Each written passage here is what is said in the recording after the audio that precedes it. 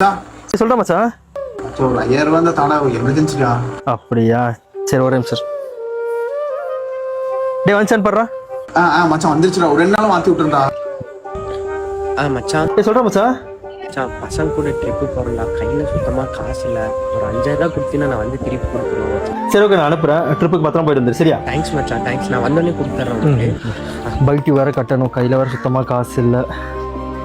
சரி ஹலோ சொல்லு மச்சான். மாப்பிள்ள, எனக்கு பைக் டியூ கட்டணும், கொஞ்சம் அமௌண்ட் எதாவது இருந்தால் கொடுக்குறியா மச்சான்? என்கிட்ட இல்லைடா. என்ன பேச பேச கட் பண்ணிட்டா. ஹலோ மாப்பிள்ள. சொல்கிறா. இல்லை மாப்பிள்ள, வண்டி டியூ கட்டணும், கொஞ்சம் அமௌண்ட் எதாவது கிடைக்குமா? டேய் நான் கொஞ்சம் மீட்டிங்கில் இருக்க, கூப்பிட்றா வை. இல்லை இல்லை, கூப்பிட்ற வை பேபி.